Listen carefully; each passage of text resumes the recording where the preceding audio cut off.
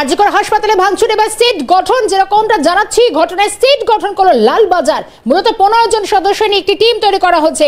কলকাতা পুলিশের গুন্ডা দমন শাখাও রয়েছে। এবার আরজিকর হাসপাতালে ভাঙচুরের ঘটনায় সিট গঠন বলে জানা যাচ্ছে। কিছুক্ষণ আগে জানালাম সন্দীপ ঘোষের বিরুদ্ধে ওঠা একাধিক দুর্নীতির অভিযোগে সিট গঠন নবান্নের। এবার লালবাজারে ভাঙচুর কাণ্ডে 15 জন সদস্য নিয়ে মূলত একটি সিট গঠন লালবাজারের। টেলিফোন লাইনে ইন্দ্রনীল রয়েছেন আমাদের সঙ্গে। ইন্দ্রনীল, কি খবর?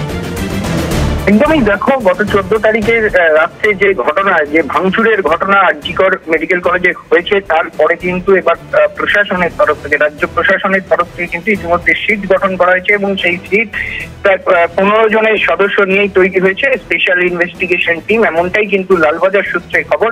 এবং এই স্পেশাল ইনভেস্টিগেশন টিম কলকাতা পুলিশের গুন্ডা দমন শাখার নেতৃত্বে তৈরি হয়েছে। এই কিন্তু গোটা বিষয়টি তদন্ত করবে, এমনটাই কিন্তু লালবাজার সূত্রে জানা গিয়েছে। ফলে 14 তারিখের ঘটনার প্রেক্ষিতে কিন্তু ইতিমধ্যে সিট গঠন করে তদন্ত শুরু করলো লালবাজার এবং তাতে 15 জনের সদস্য রয়েছে এবং গুন্ডা দমন শাখার নেতৃত্বে এই তদন্ত, এমনটাই কিন্তু লালবাজার সূত্রে খবর। প্রমিষ্ঠা, বেশ ইন্দ্রনীল, ধন্যবাদ জানাই। সঙ্গে ছিলেন ইন্দ্রনীল ঘোষ।